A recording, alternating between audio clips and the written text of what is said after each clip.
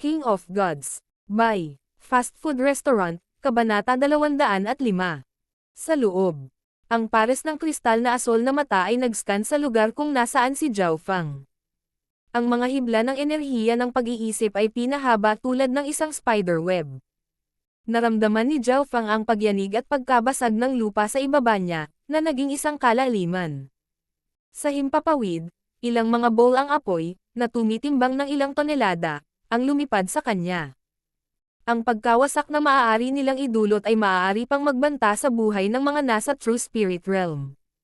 Sa harap ng buhay at kamatayan, isang berdeng kinang ang lumitaw sa kaliwang eyeball ni Zhao Fang at ang asher na liwanag sa dimensyon ng kanyang kaliwang mata ay umikot ng mas mabilis. Ho! Huminga ng malalim si Zhao Fang habang nabasag ang ilusyon sa kanyang harapan. Puno ng malamig na pawis ang likod niya. Ang ilusyon ng nakatalukbong na figure ay halos naging dahilan ng pagkahulog ni Zhao Fang dito. Kailangang malaman ng isa, kahit ang illusion fox, na ang forte ay ilusyon, ay hindi makakaapekto kay Zhao Fang. Hindi. Ito ay hindi lamang isang simpleng ilusyon, ito rin ay isang mental energy attack. Kung hindi matuno ng kaliwang mata ko ang pag-atake, nasugatan sana ako sa pag-iisip, na mas nakakatakot kaysa sa pisikal na pinsala. Sinimulan ni Zhao Fang na pag-aralan ang pag-atake ng nakatalukbong na figure sa sandaling iyon. Ang kanyang kalaban ay mahusay sa paggamit ng mental na enerhiya at ang mga ilusyon na kanyang nilikha ay halos totoo. Sa sandaling ito, malinaw na tinansya ni Zhao Fang ang lakas ng nakatalukbong na figure. Ang huli ay nasa 7th sky ng Ascended Realm at least at ang kanyang mental energy ay maihahambing sa True Spirit Realm. Ako lang ba? May pagtatanong ang mukha ng nakatalukbong na figure. Siya ay lubos na nagtitiwala sa kanyang instincts. Ito ay isang kakayahan na mayroon ang mga nagsanay sa mental na enerhiya. Nagpadala siya ng isang ilusyon sa lugar na iyon noon, ngunit walang tugon. Kahit na ang isang tao sa 7th sky ng Ascended Realm ay masasaktan kapag naharap sila sa pag-ataking ito. Hindi dapat ako makita ng nakatalukbong na figure. Nagpakawala ng hininga si Zhao Fang. Walang alinlangan, ang Yin Shadow Cloak ay isang inheritance-grade treasure. Sa gabi, nadobol ang invisibility effect at pinayagan nito ang kanyang figure na ganap na sumanib sa kadiliman. Higit pa rito, ginamit ni Zhao Fang ang lahat ng kanyang bloodline power noon at na-activate na niya ang invisibility power sa pinakamataas na antas. Meow meow. Sa kritikal na sandali na ito, isang maliit na kulay abong pusa ang tumalon sa puno. Ano? Literal na huminto ang puso ni Zhao Fang at nagmura siya sa loob ng kanyang puso. Ang munting pas ang magnanakaw na iyon, bakit kailangan niyang lumabas ngayon? Ngumiti ang munting pas ang magnanakaw at hinarap nito ang nakatalukbong na figure. Isang pusa na nakakaalam ng invisibility. Anong species yan? Nagtataka ang nakatalukbong na figure. Shua. Sumanib sa dilim ang munting pas ang magnanakaw at ito ay nawala. Ano? Ang pusa ay maaaring maging invisible din. Natarante si Zhao Fang, ngunit sa pag-iisip tungkol dito, ang mga pusa ay nocturnal at ang maliit na pas ang magnanakaw ay may misteryosong background. Meow meow. Ang maliit na pas ang magnanakaw ay lumitaw sa isang malaking puno 10 yarda ang layo mula sa nakatalukbong na figure. Ang mga pasang ito ay medyo kawili-wili, marahil ito ay may espesyal na linya ng dugo. Nagpa siya ang nakatalukbong na figure na hulihin ang pusa. Ngumiti ang munting pas ang magnanakaw at naglabas ng isang tansong barya mula sa bibig nito. Ang barya ay inihagis ng pusa sa hangin at nagpatuloy ito sa pag-ikot bago lumapag pabalik sa kanyang paa. Hindi ba iyan ang kayamanan na nilamon ng pusa sa panahon ng paglilitis? Tinitigan ni Zhao Fang ang bronze coin. Tila hindi naintindihan ng nakatalukbong na figure kung ano ang ginagawa ng maliit na pas ang magnanakaw, ngunit nakikita niya ang namumungay na ekspresyon ng munting pas ang magnanakaw. Hindi maganda. Bigla niyang bulalas at tumalikod. Q. So. Isang pulang ilaw ang lumipad mula sa tapat ng sinaunang templo. Sa sandaling iyon, ang aura ng True Spirit Realm ay naging sanhi ng walang limitasyong mga nilalang na manginig sa takot. True Spirit Realm Aura. Ang nakatalukbong na figure ay walang pakialam sa kakaibang pusa ngayon dahil nakalock ang aura sa kanya. Nilunok ng maliit na pas ang magnanakaw ang barya sa tiyan nito bago umupo sa puno, handang manood ng palabas. Hindi nagtagal huminto ang pulang ilaw sa himpapawid, at naglaho ito na nagpapakita ng isang pulang nakadamit na matanda at isang pulang buhok na kabataan, na nasa 17 hanggang 18 taong gulang. Master, ito ay dito. Ang disipulong ito, ako, ang kinalkalo nila rito. Itinuro ng pulang buhok na binata ang nakatalukbong na figure. Malamig na tumawa ang nakatalukbong na figure habang ang kanyang malakristal na asol na mga mata ay dumampi sa kanila, nagpapadala ng isang transparent na alon. Nagsalubong ang mga kilay ng matanda na nakasuot ng pulang damit at napigilan niya ang pag-ataking ito, ngunit napasigaw ang kabataang katabi niya. Hunger. Agad na pinrotektahan ng matanda na nakasuot ng pulang damit ang kabataan at nagpadala siya ng pulang sandstorm sa nakatalukbong na figure. Agad, ang lupa ay pinaso na itim. Ang nakatalukbong na figure ay natarante at umatras, halatang hindi kayang kontrahin ang isang cultivator sa True Spirit Realm. Kung tamaan siya ng enerhiyang iyon, mamamatay pa rin siya, kahit na naabot niya ang tuktok na 7th sky ng Ascended Realm. Wow! Ang nakatalukbong na figure ay nagluwa ng isang subo ng dugo at siya ay umatras sa loob ng hanay ng ilusyon. Kaya galing ka sa Ancient Shrine. Bilang miyembro ng 13 clans, bakit mo inatake si Hunger? Pinakain ng matanda na nakasuot ng pulang damit ang kabataan ng isang spiritual na tableta at pagkatapos ay pumasok siya sa sinaunang templo. Mula sa kasalukuyang sitwasyon, tila hindi lamang sinalakay ng mga puwersa mula sa loob ng sinaunang templo ang mga mula sa Broken Moon Clan, nakipaglaban din sila sa mga kalapit na paksayon. Ang pulang buhok na kabataan ay naabot na ang 5th sky of the Ascended Realm at siya ay ilalagay sa nangungunang 5 sa loob ng Broken Moon Clan. Sa panahon ng kaguluhan, si Zhao Fang ay tumalon sa 100 yarda ang taas na puno. Nakatayo sa ibabaw ng puno, nakikita ni Zhao Fang ang sitwasyon sa loob ng hanay ng ilusyon. Ang nakadamit pula na elder ay ilang beses na tinambangan, ngunit dahil siya ay nasa True Spirit Realm, agad niyang napatay ang 5 hanggang 6 na tao.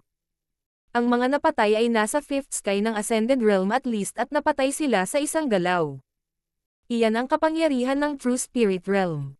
Kinagat ni Zhao Fang ang kanyang dila. Hihihi, isang elder ng Silver Moon Clan ay talagang mabigat, ngunit hindi mo ba nakikita ang heart controlling seed sa kabataan? Tumawa ng masama ang nakatalukbong na figure. Ano? Heart controlling seed. Kapansin-pansing nagbago ang ekspresyon ng matanda na nakasuot ng pulang damit. Tuk. Isang maikling kutsilyo ang tumusok sa dibdib ng matanda na nakasuot ng pulang damit. Ito ay ang pulang buhok na kabataan. Hunger, ikaw. Sumigaw ang matanda na nakasuot ng pulang damit at pinalipad niya ang kabataan na may surge ng true force. Ang una ay agad na umungal. Hanggat papatayin ko ang sinumang naglagay ng heart controlling seed kay Hunger, maibabalik niya ang kanyang kalayaan. Sa ibabaw ng puno, umikot ang pag-iisip ni Zhao Fang. Ang pulang nakasuot na elder ay kabilang sa Silver Moon Clan, isa sa mga angkan na kalahok sa 3-clan party. Samantalang ang nakatalukbong na figure ay kabilang sa Ancient Shrine, isa pang paksayon ng 13 clans. Sa sandaling ito, nagbago ang sitwasyon sa sinaunang templo. Hihihi. Isang pilak na may guhit na bangkay ng dugo ang lumabas sa sinaunang templo. Ang pilak na may guhit na bangkay ng dugo ay may malamig na aura at ang mga mata nito ay pula ng dugo. Naglabas ito ng aura na mas malakas pa sa figurang nakatalukbong. Siya yon. Ang Blood Protector. Bumilis ang tibok ng puso ni Zhao Fang nang makita niya ito. Ang Silver Stripe Blood Corpse ay ang nakilala niya sa Scarlet Moon Cave. Sa oras na iyon, ang bangkay ay napakahina dahil kagigising pa lang nito, ngunit kahit noon pa man, halos patayin na nito si Zhao Fang at kasamahan. Ngayon, nabawi na ng Blood Corpse Protector ang lakas nito pabalik sa kalahating hakbang na True Spirit Realm at least at ang katawan nito ay napakalakas. Agad itong tumama mula sa matanda na nakasuot ng pulang damit at sumulong pa rin. Ang katawan ng mga bangkay ay hindi kapani-paniwalang matigas at maaari pa nitong harangan ang mga pag-atake mula sa isang tao sa True Spirit Realm. Ang nakatalukbong na figure ay nakatayo mula sa malayo at patuloy itong gumagamit ng mga pag-atake ng enerhiya sa pag-iisip upang makagambala at makagambala. Ngunit kahit na, mahirap talunin ang isang tao sa True Spirit Realm. Sinuri ni Zhao Feng. At totoo nga, walang plano ang dalawa na manalo. Sa halip, unti-unti silang umatras at hindi nagtagal ay naka-atred sila sa sinaunang palasyo. Agad naman silang sinundan ng matanda at kabataang nakasuot ng pulang damit. Isang kakaibang bagay ang nangyari. Ang pagkakataon na ang lahat ay pumasok sa sinaunang templo, ang lahat ay naging tahimik. Parang ang matanda at kabataang nakasuot ng pulang damit ay nilamon ng isang halimaw. Naramdaman ni Zhao Feng ang kapangyarihan ng mental energy sa loob ng templo. Malapit na. Walang ekspresyong lumabas ng templo ang nakasuot na pulang elder at kabataan at umalis sila. Parang walang nangyari. Masyadong kakaiba. Nanginig ang puso ni Zhao Feng. Huminga siya ng malalim bago pinaikot ang kaliwang sa pinakamataas na antas. Pagkatapos ay tumingin siya sa pasukan at nakita niya ang kasalukuyang sitwasyon sa loob.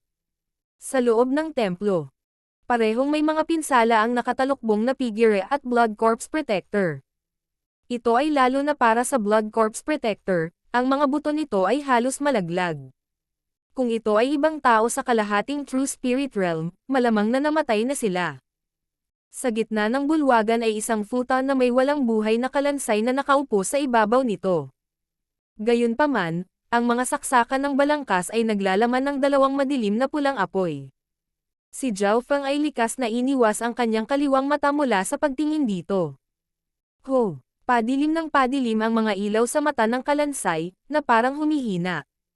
Hindi nakakagulat na ang Great Lord ay isa sa 12 division leaders. Kahit na sa ganoong kahinaan, nagagawa pa rin niyang kontrolin ang isang tao sa True Spirit Realm. Sa loob ng mga mata ng nakatalukbong na figure ay malalim na paggalang. Isang boses ang nagmula sa loob ng balangkas. Ito ay isa lamang sa unang ranggo ng True Spirit Realm, ang True Human Rank. Nakapatay na ako ng walang limitasyong mga langgam na tulad niya sa nakaraan. Kayong dalawa ay may bahagi sa pagpapahina sa kanya, na nagpapahintulot sa akin na sa wakas ay kontrolin siya. Ngayon, kailangan ko ng kalahating buwang pahinga. Bagamat hindi naririnig ni Zhao Feng ang kanilang sinasabi, nanlamig pa rin siya. Division Leader, hindi naman siguro ligtas ang lugar na ito. Ang ating paglawak ng masyadong mabilis ay malamang na nakakuha ng atensyon ng 13 clans. Nag-aalalang sabi ng Blood Corpse Protector. Tama, pero bago ito. Isang pulang ilaw ang biglang bumaril mula sa mga butas ng mata ng kalansay. Hindi maganda. Si Zhao Feng, na nakatayo sa tuktok ng puno ay nakaramdam ng pag-alab ng kanyang isipan, na parang may nakadikit sa kanya. Wuyo, lumabas ka at hulihin mo yang brat na yan. Nilagyan ko na siya ng ghost mark. Ikaw lang ang makakadama nito at may natitirang lakas para patayin siya. Sabi ng misteryosong kalansay. Meow meow. Ang maliit na pas ang magnanakaw ay biglang tumalon pabalik sa interspatial bracelet. Natapos na ang misyon, tumakbo ka. Ang madilim na kulay abo na balabal sa likod ni Zhao Feng ay nanginginig at parang kidlat, si Zhao Feng ay tumakbo patungo sa kadiliman. Brat, hindi ka makakatakas. Ang mga asol na mata ng nakatalukbong na figure ay nakalock kay Zhao Feng. King of Gods, Kabanata 206. Control ang Heart Technique. Inilipat ni Zhao Feng ang kanyang bloodline power at ginamit ang Yin Shadow Cloak bilang takip, sumanib siya sa gabi. Sa puntong ito, pinagsama niya ang mga kaliwanagan na nakuha niya mula sa Lightning Inheritance sa kanyang kakayahan sa paggalaw at ang kanyang bilis ay lumampas sa ilan sa Sixth Sky ng Ascended Realm. Bilis, invisibility at ganap na kontrol ng landscape gamit ang kanyang kaliwang mata. Nang pinagsama ang tatlo, nagkaroon ng kumpiyansa si Zhao Feng na kaya niyang itapon ang isang nasugatan na cultivator sa Seventh Sky ng Ascended Realm.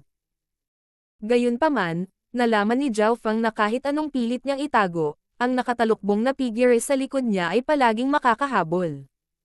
Pakiramdam niya ay may kinalaman ito sa bagay na nakadikit sa kanya. Gumamit ang skeleton ng kakaibang trick sa kanya, na naramdaman ni Zhao Feng na walang magawa. Hindi siya gaanong sanay sa mental energy at halatang imposibleng makalusot sa husay ng kalaban sa maikling panahon. Mukhang imposibleng tumakas. Hindi nawalan ng gana si Zhao Feng at mabilis niyang sinuri ang sitwasyon. Sa kanyang pag-iisip, biglang napagtanto ni Zhao Feng na may kakayahan siyang patayin ang nakatalukbong na figure. Una, ang nakatalukbong na figure ay nasugatan ng taong True Spirit Realm noon. Pangalawa, malakas ang resistensya ni Zhao Feng laban sa mga pag-atake ng mental energy. Pangatlo, ang nakatalukbong na figure ay tila hindi masyadong magaling sa malapitang labanan. Ang lakas ng isip ng nakatalukbong na figure, hindi malapit na labanan.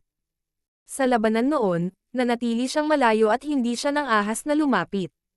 Si Zhao Feng lamang ang nakapagsuri ng ganoong sitwasyon sa ganoong desperado na sitwasyon at gumawa ng isang pagpipilian sa parehong oras. Kung ibang tao ang nakaharap sa nakatalukbong na figure na nasa 7th sky ng Ascended Realm, malamang na hindi nila naisip na lumaban. Pagkatapos, may plano si Zhao Feng. Kusa siyang bumagal, para siyang napapagod. Ang kanyang cultivation ay nasa 4th sky lamang kung tutusin at hindi siya makakapagpatuloy sa ganoong kabilis na bilis. Nang ang nakatalukbong na figure ay nasa loob ng 10 yarda, ang balabal sa likod ni Zhao Feng ay biglang lumiko at lumitaw ang ilang figure. So, tila kumikidlat sa hangin ang kidlat nang biglang sumabog ang bilis ni Zhao Feng sa paparating na nakatalukbong na figure. Hinahabol na siya ng huli at dahil sumugod na ang dalawa sa isa't isa, ang bilis nilang magsara ay lumampas pa sa mga nasa 7th sky ng Ascended Realm. Ang biglaang pagbabago ay nagpagulat sa nakatalukbong na figure. Hindi inakala ng huli na maglalakas loob pa ang kalaban sa ganoong sitwasyon. Shwa! Pumikit si Zhao Feng habang ang kanyang bloodline na kapangyarihan at tunay na puwersa ay unti-unti nang lumamig. Maririnig din ang tunog ng kulog. Ito ang pinakamalakas na pag-atake ni Zhao Feng, kahit na ang mga nasa 6th sky ng Ascended Realm ay maaaring masugatan o mapatay pa nito. Gayunpaman, ang nakatalukbong na figure ay hindi nagpakita ng anumang mga palatandaan ng gulat.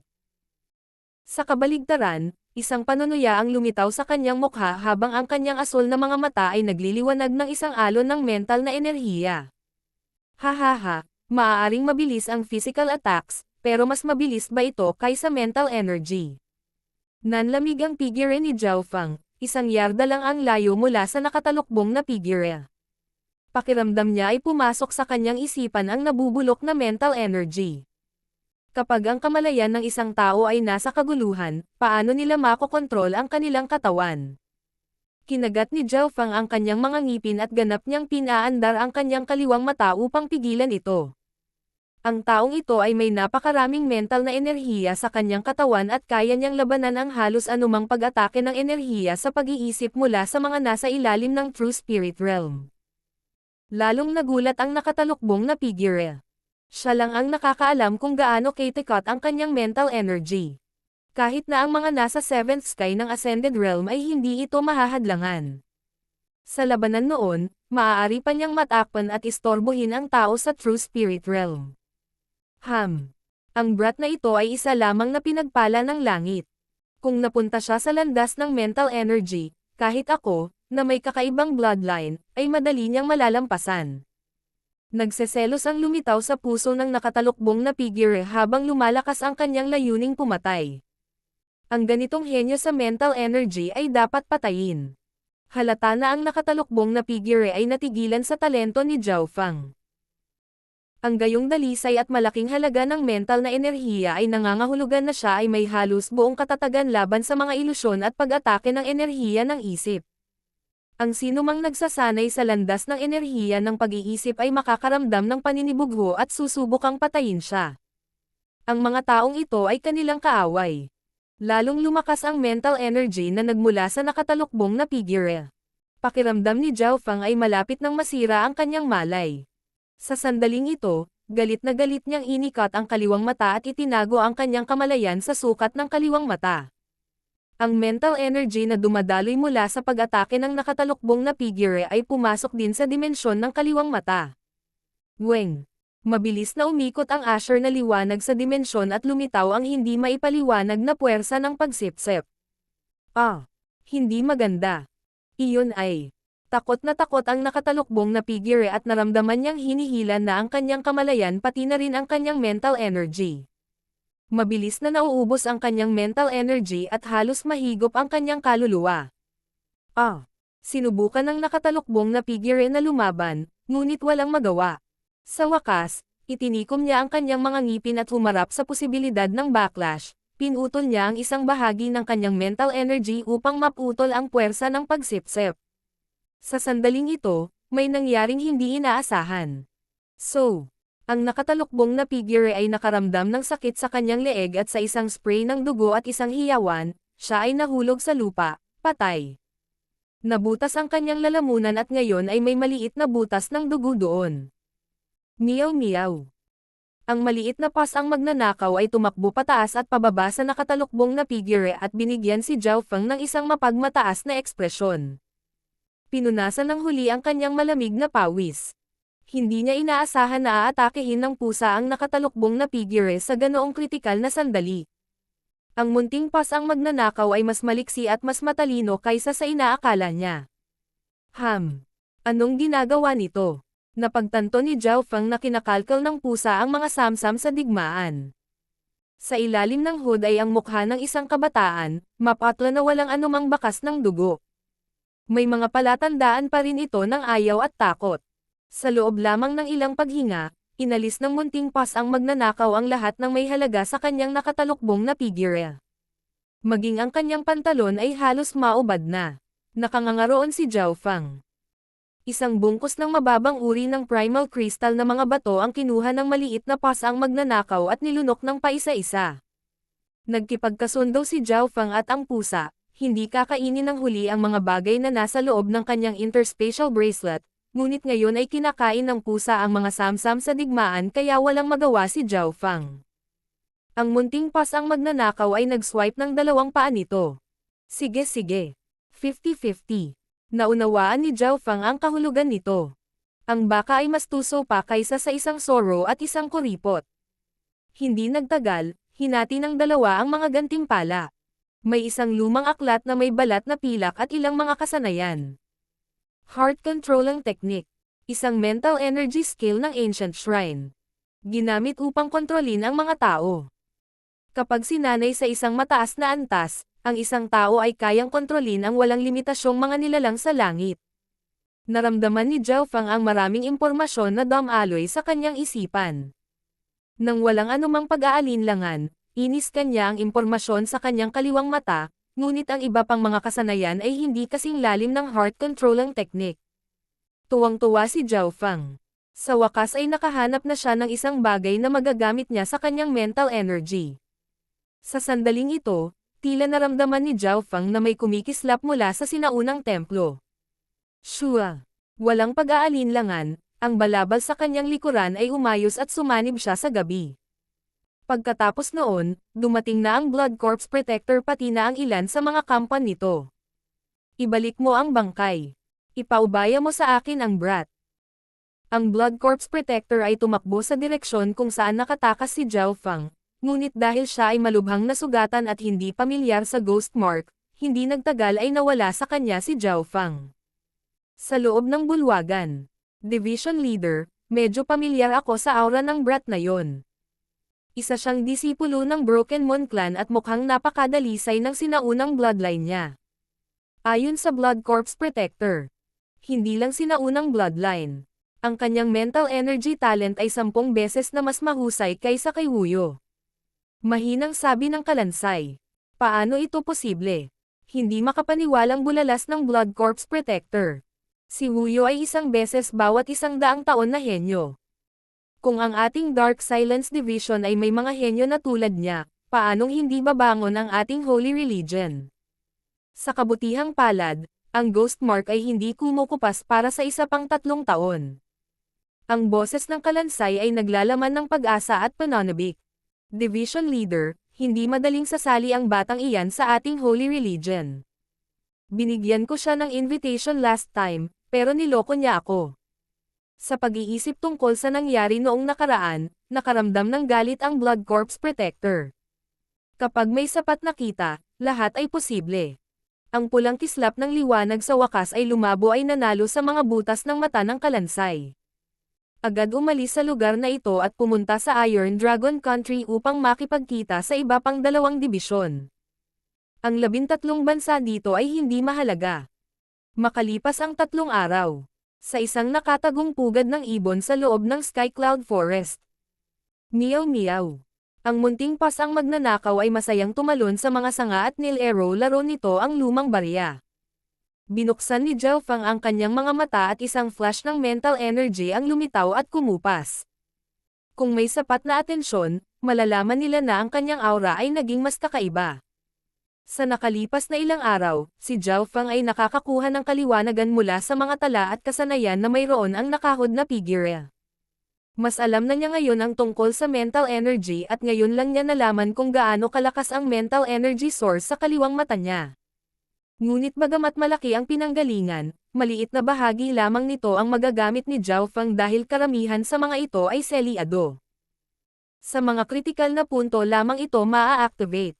Gayunpaman, kahit noon pa man, ang talento ng metal na enerhiya ni Zhao Feng ay pinakamataas. Seng. Sa sandaling ito, lumitaw ang isang figure mula sa tapat. Sa oras na ito nadama po ang barya sa paa ng maliit na pasang magnanakaw. Nag-concentrate si Zhao Feng at nakita niya na ang figure ay ang puting balbas na matandang lalaki. Dama pa si Zhao Feng sa isang puno sa harapan. Ikaw. Nataranta ang maputing balbas na matandang lalaki. Lumuhad. Ipinadala ni Zhao Feng ang isang salita gamit ang kanyang mental energy. Kaagad, ang hangin sa malapit ay tila nagyelo. Tanging ang buhok at balabal ni Zhao Feng ang nagulo. Naramdaman ng maputing may balbas na matandang lalaki ang isang malaking pagdagsa ng mental energy na bumasag sa kanyang isipan at agad siyang nawalan ng malay. Lahat ng sumunod niyang ginawa ay base sa instinct. Sisigat ka sa kahit anong itanong ko. Tumingin si Zhao Feng sa ibaba at sinabing parang siya ang hari ng langit. Oo. Ang maputing balbas na matandang lalaki ay puno ng paggalang na parang nakaluhod sa harap ng emperador. Sa sandaling ito, ang kanyang kamalayan ay kinokontrol ni Zhao Feng. Kahit sabihing magpakamatay, gagawin niya ito ng walang pag-aalinlangan. King of Gods, Kabanata 207. Wakas. Ito ang unang pagkakataon na gumamit si Zhao Feng ng wastong mental energy attack at ito ay mas matagumpay kaysa sa inaasahan. Parehong tama sina First Elder at Li Fuji, ito ang tunay na talento ni Zhao Feng. Sa loob lamang ng 2 hanggang 3 araw, nagsimula na siyang maunawaan ang mga pangunahing konsepto ng heart controlling technique. Kung buhay pa ang nakatalukbong na figure, malamang napupunta siya at magpapakamatay sa pamamagitan ng paghampas ng bloke ng tokwa. Kung alam ito ng misteryosong skeleton, malamang na hindi ito atres ng ganoon kabilis at ibinaba si Zhao Feng anuman ang presyo. Sa sandaling ito, sa pagitan ng mga puno. Bakit mo ipinagkanulo ang Broken Moon Clan? Ito ay pinilit.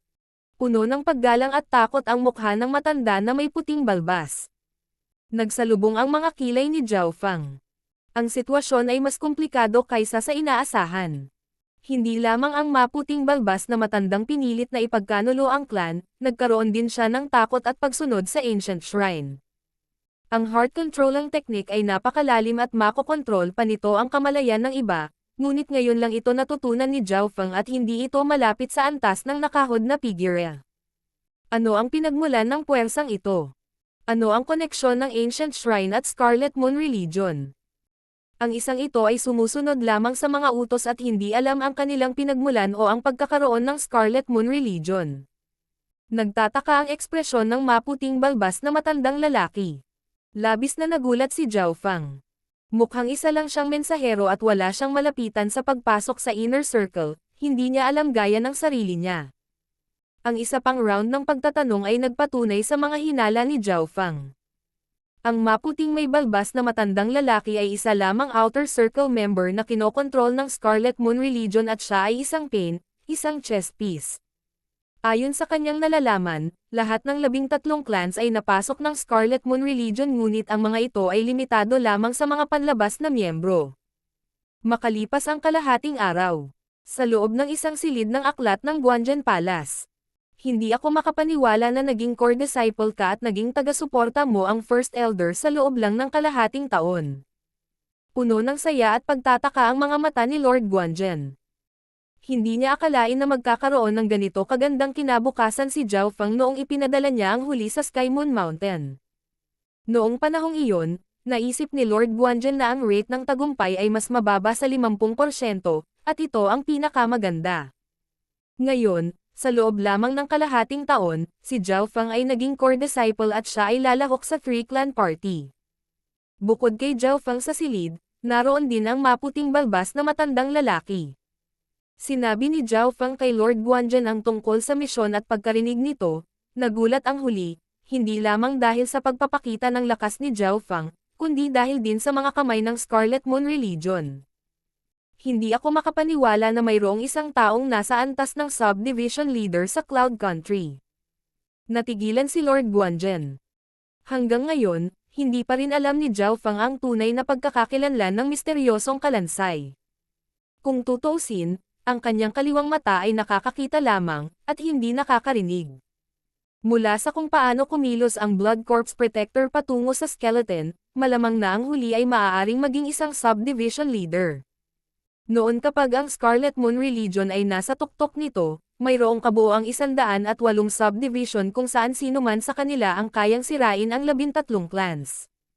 Sa makatuwid, hindi inakala ni Zhao Feng na ang balangkas ay mas mataas pa ang ranggo, isang ganap na division leader. Master, anong uri ng angkan itong ancient shrine? Biglang tanong ni Zhao Feng. Ang ekspresyon ni Lord Guanzhen ay solemna. Ang ancient shrine ay nireranggo sa ikalawa sa lahat ng 13 clans at ito ang pinakamisteryoso. Ang punong tanggapan ng clan na ito ay nasa isang lugar sa kailaliman ng Sky Cloud Forest. Halos walang nakakaalam ng eksaktong posisyon. Napakahiwaga. Hindi mapigilan ni Zhao Feng na i-click ang dila. Maaaring magtago ang isang clan sa kailaliman ng Sky Cloud Forest. Ang lakas ng ancient shrine ay mental energy at bagaman ito ay hindi pangkaraniwan, sila ay kumukuha lamang ng ilang mga disipulo bawat henerasyon. Ang kabuoang bilang ng ancient shrine ay hindi lalampas sa 100, maaaring mas kaunti pa ito. Paliwanag ni Lord Guanzhen. Si Zhao Feng ay nahulog sa malalim na pag-iisip. Ang mga may talento sa landas ng enerhiya ng pag-iisip ay napakabihirang, kaya't sila ay nakakakuha lamang ng ilang mga disipulo bawat henerasyon. Ito ay tulad ng paghahanap ng mga taong may parehong antas ng talento bilang Beimoy. Ngunit huwag maliitin ang ancient shrine. Bagamat wala silang maraming miyembro, ang kanilang kabuuang lakas ay nasa ikalawang pwesto sa 13 clans. Ang nakatalukbong na misteryosong figure noong araw na iyon na kumokontrol sa isang sangkawan ng mga hayop at sumalakay sa Guanzhen Province City ay isang miyembro ng Ancient Shrine. Idinagdag ni Lord Guanzhen na may kataim-taiman, halatang iba-iba ang clan na ito. Napangiti si Zhao Feng nang marinig niya ang tungkol sa nakahod na figure, ngunit wala siyang sinabi. Kung alam ni Lord Guanzhen na ang nakahod na figure ay natapos na niya, sino ang makakaalam ng kanyang nararamdaman? Ngunit ang pagiging mahiwaga ng Ancient Shrine ay naghinala kay Zhao Feng. Palagi niyang nararamdaman na may espesyal na koneksyon sa pagitan ng Ancient Shrine at ng Scarlet Moon Religion. Ayon sa Loika, ang isang misteryosong clan na napakahusay sa mental energy ay hindi madaling makokontrol o kung hindi, ang buong 13 clans ay malamang na masisira na. Sa mga tuntunin ng kahirapan na makalusot, ang Ancient Shrine ang pinakamahirap. Siyempre, ito ay ayon sa mga hula at pagsusuri ni Zhao Feng, walang ebidensya o patunay, kaya hindi ito makumpirma.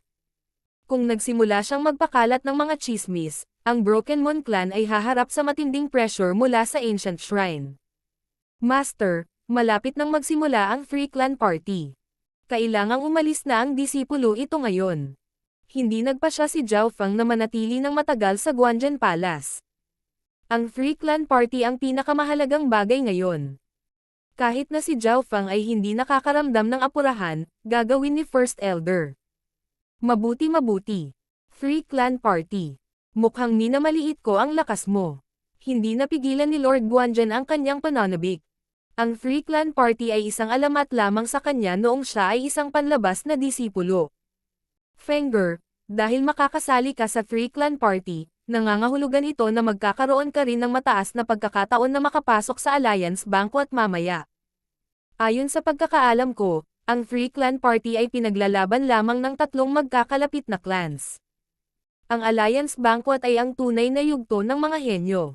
Doon naglalaban ang mga prodigy. Kahit si Baymoy ay hindi magiging pinaka-talented doon. Puno ng pag-asa ang mukha ni Lord Guanzhen.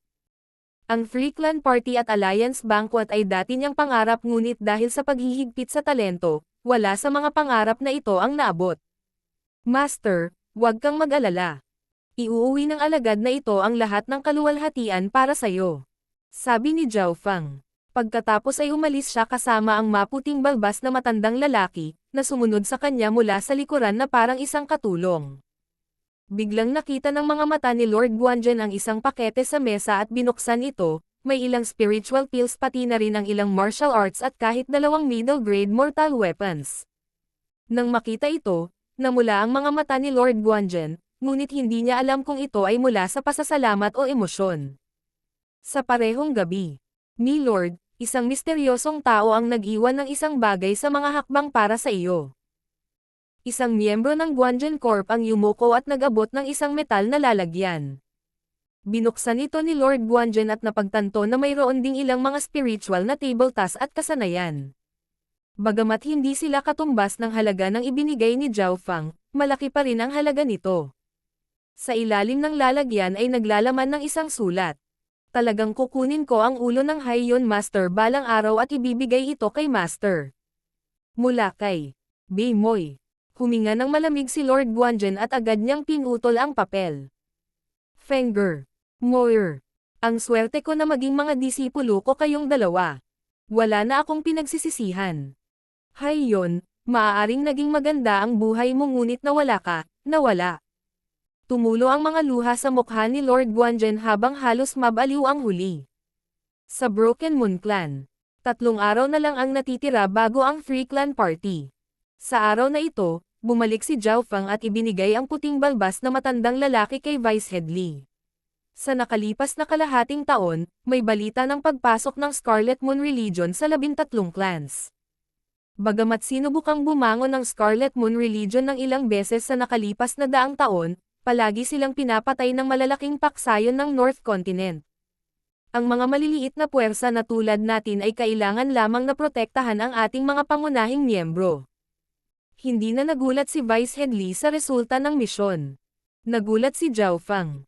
May posibilidad na magkaroon ng isang subdivision leader dito. Tama, baka lang ang sinabi mo. Iuulat ko ito sa clan, ngunit isang bagay ang sigurado. Dahil sa iyong hitsura, ang kuta ng Scarlet Moon Religion ay lumipat sana. Kumpiyansa na sabi ni Vice Headley.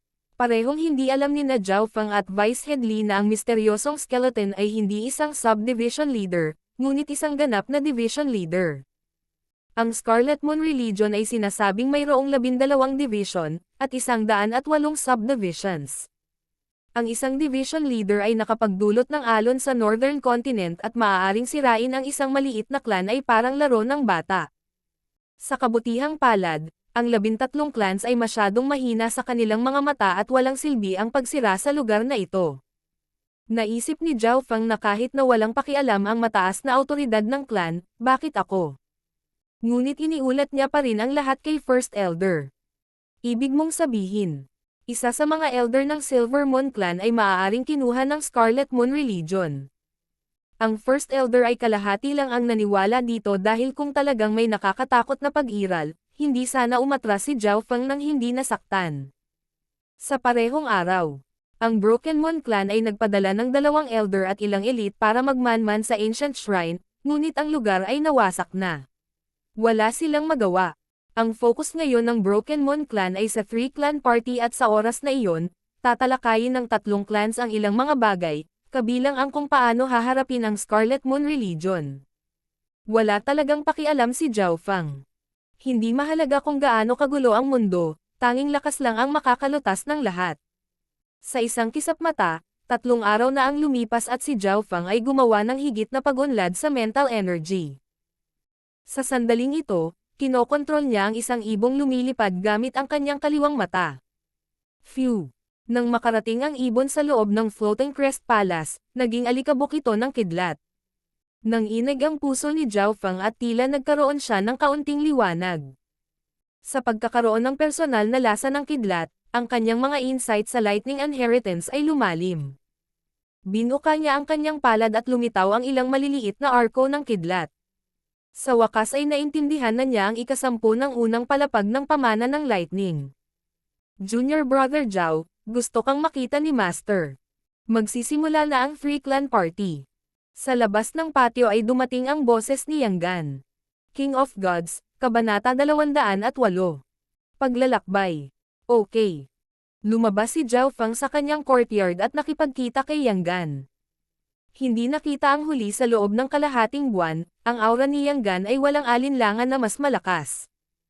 Ang kanyang Sixth Sky Ascended Realm Cultivation ay nangangahulugan na siya ang head disciple. Ini-inspection din ni Yang Gan si Zhao Feng sa parehong oras. Bagamat ang huli ay hindi tumaas sa cultivation, ang kanyang aura ay naging mas kakaiba, kaya't kahit siya mismo ay hindi makita ito. Hindi nang ahas si Yang Gan na maliitin ang junior niyang kapatid na ito. Mula nang matapos ang trial, binigyang halaga ng First Elder si Zhao Feng at ang lakas ni Zhao Feng ay hindi kapani-paniwalang malakas, halos walisin ang lahat ng mga disipulo ng Haiyan Master noong araw na iyon. Hindi nagtagal, nakita ng dalawa si First Elder. Fenger, medyo kakaiba ang aura mo. Maamong sabi ng First Elder. Master, sa panahon ng misyon, nagkaroon ako ng mental energy skill at nahawa ako ng isang bagay ngunit naniniwala ako na maaalis ko ito sa lalong madaling panahon. Hindi itinago ni Zhao Feng ang maliliit na detalye. Siya ay tinamaan ng isang mahiwagang kasanayan ng kalansay at siya ay may masamang pakiramdam na nakadikit sa kanya. Ngayon pa lang ay hindi pa rin nawawala ang pakiramdam at bagamat may nakita siyang bakas nito gamit ang kaliwang mata ay hindi niya nagawang maalis. Hindi alam ni Zhao Feng na ito ay isang ghost mark na itinakda ng isang division leader at ito ay karaniwang kumukupas lamang pagkatapos ng 3 taon. Siyempre, si Zhao Feng ay may mataas na posibilidad na lutisin ito mismo dahil ang kanyang pag-unlad sa mental energy ay mabilis na tumataas. Hayaan mo akong makita. Ginamit ni First Elder ang kanyang spiritual vision para i-envelope at suriin ang katawan ni Zhao Feng. Hindi naman lumaban ang huli at pinaikot lang niya ang kanyang bloodline power para harangin ang kanyang kaliwang mata. Ang kanyang bloodline power ay nakatago sa kanyang dugo at tunay na puwersa. Kung ang isa ay hindi nais na ibunyag ito ay mahirap hanapin. Higit pa rito, hindi nag-aalala si Zhao Feng na mahanap ni First Elder ang kanyang bloodline power. Sa karamihan, makikita niya ang kanyang talento sa mental energy lamang. Parang isang marka ng mental energy ngunit mas komplikado, na parang minarkahan ka. Bulong ni First Elder.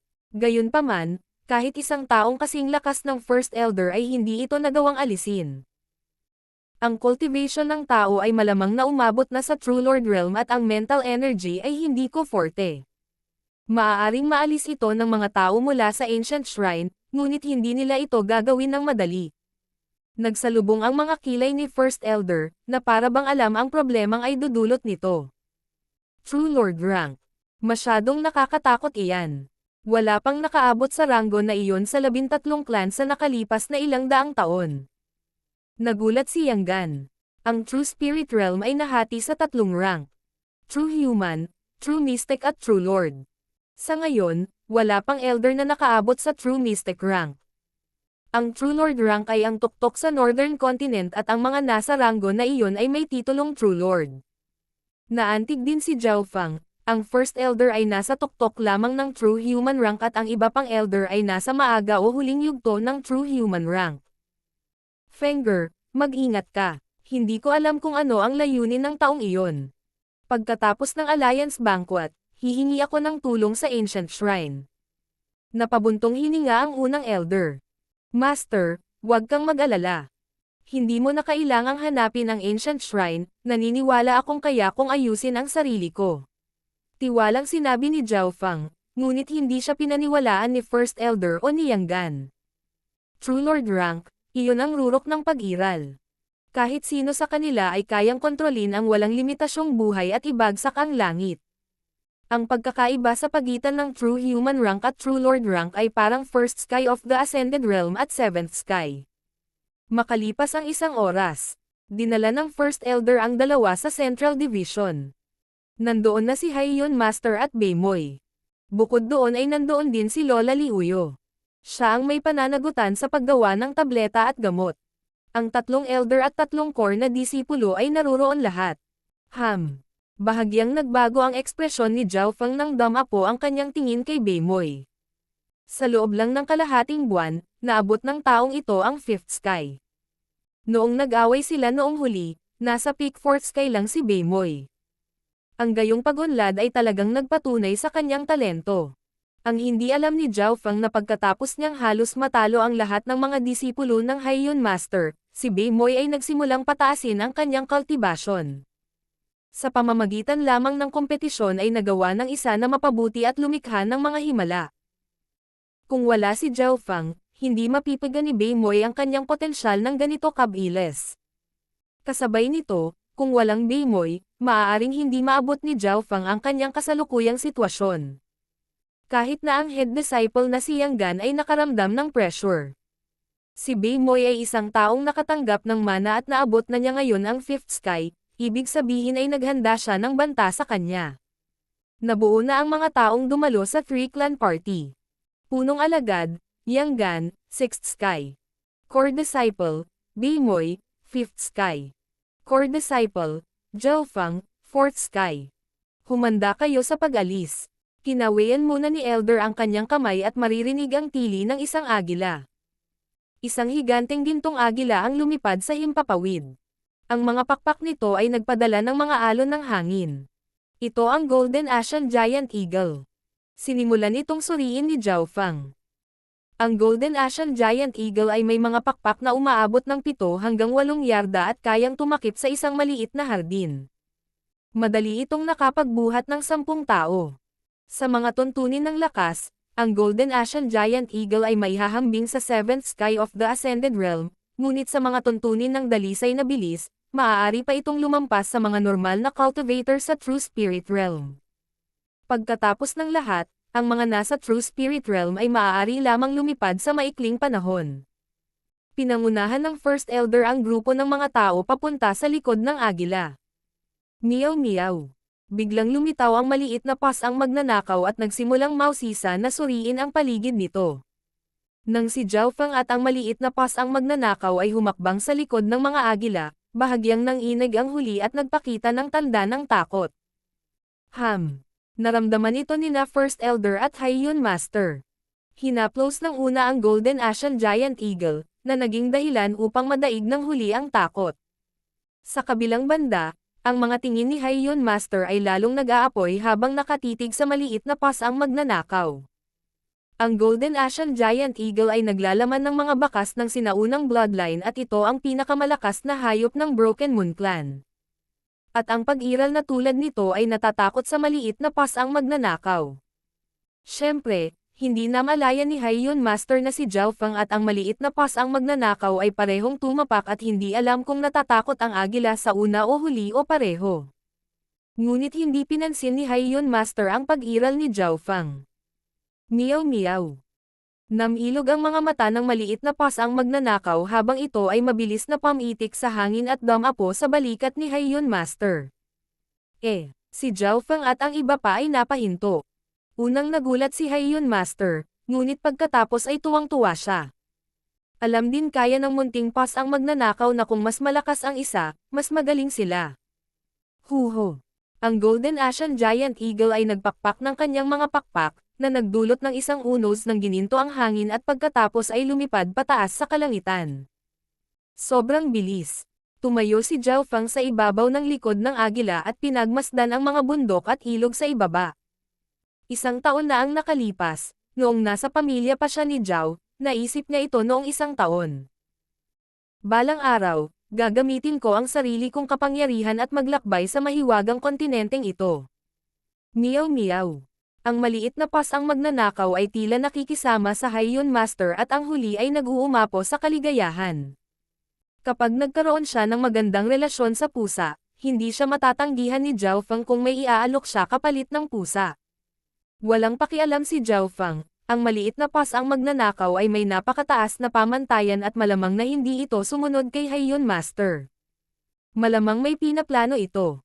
Tuwang-tuwa si Haiyun Master at pinakain niya ang lahat ng kanyang spiritual na table task sa maliit na pasang magnanakaw. Meow meow. Busog na busog, ang munting pas ang magnanakaw ay tumanggo sa ulo bilang kasiyahan at tumalon pabalik sa balikat ni Zhao Feng habang sabay na inihayag ang isang mapanoksong ngiti. Nawala ang ngiti sa mukha ni Haiyun Master. Dumating lang ang pas ang iyon para magnakaw ng pagkain. Maya-maya pa, ang aking jade pendant. Nag-iba ang ekspresyon ng Haiyun Master habang hinahanap niya ang sarili niyang katawan. Anong problema, Brother Haiyun? Tumingin muna sina Elder at Granny Liuyo. Mayroon akong jade heart pendant sa akin na may kakayahang sugpuin ang heart demon, ngunit ngayon ay wala na. Ayan yun. Dapat itong pusa ang kumuha noong lumapit ito sa akin. Nanliit ang tingin ni Haiyun Master habang itinuturo ang maliit na pas ang magnanakaw. Paano ito naging posible? Ang lahat sa likod ng mga agila ay nadama na ito ay hindi kapanipaniwala. Ang maliit na pas ang magnanakaw ay kasing laki lamang ng palad, paano kaya nito ninakaw ang jade pendant ng Elder? Higit pa rito, paanong siya, na nasa True Spirit Realm ay walang maramdaman noong ito ay ninakaw? Meow meow. Ang maliit na pas ang magnanakaw ay tumayo sa balikat ni Zhao Feng at patuloy itong umiling na may inosenteng ekspresyon. Maging ang mga mata nito ay nagsimulang mamasa, nakakuha ng simpatiya ng iba. Ngunit hindi ito pinaniwalaan ni Haiyun Master at ng kanyang disipulo. Siguradong ang pusa na iyon. Kumpiyansa na sinabi ni Beimoy. Alam niya kung gaano katuso ang pusa. Walang magawang umiling si Zhao Feng. Kung hindi naniniwala ang Haiyun Master, maaari mong hanapin sa aking interspatial bracelet. Meow meow. Ang munting pas ang magnanakaw ay umiling at ikan-away ang kanyang mga paa, na nagpapakitang ayaw nito. Gaya ng naisip ko. Lumakad si Haiyun Master patungo kay Zhao Feng. Haiyun Master, ang ibig sabihin ng pusa ay paano kung wala kang mahanap? Pinahiya mo ba ang dignidad ng isang pusa? Makakatulong lang si Zhao Feng na isalin ito. Ang munting pas ang magnanakaw ay kanyang alaga kung tutuusin at sa makatuwid, alam niya kung ano ang iniisip ng pusa. Ito. Medyo nahirapan si Haiyun Master, si Zhao Feng ay disipulo ni First Elder at kung hahanapin niya si Zhao Feng at hanapin ang Jade Pendant, okay lang. Pero paano kung hindi niya ginawa? Hindi ba't sinasampal niya ng mukha ni First Elder? Paano kung mahanap ko, sa akin na ang pusa? Ngunit kung hindi ko ito mahanap, bibigyan kita ng 100 mababang grado na Primal Crystal Stones at ilang pagkain ng pusa. Sabi ni Haiyun Master. 100 mababang grado na Primal Crystal Stones. Bahagyang naantig ang lahat, ito ay kapareho ng 10,000 substandard na Primal Crystal Stones, ito ay hindi isang maliit na halaga. Sige. Nakipagpalitan ng tingin si Zhao Feng sa maliit na pas ang magnanakaw at tumango siya. Ilang sandali pa, iniabot ni Haiyun Master ang 100 Primal Crystal Stones at lumipat siya sa gilid na may madilim na ekspresyon. Meow meow. Ang maliit na pas ang magnanakaw ay nagpakita ng isang matagumpay na ngiti at iwinagayway ang mga paa nito kay Zhao Feng. Sige. Hatiin natin ito ng 50-50.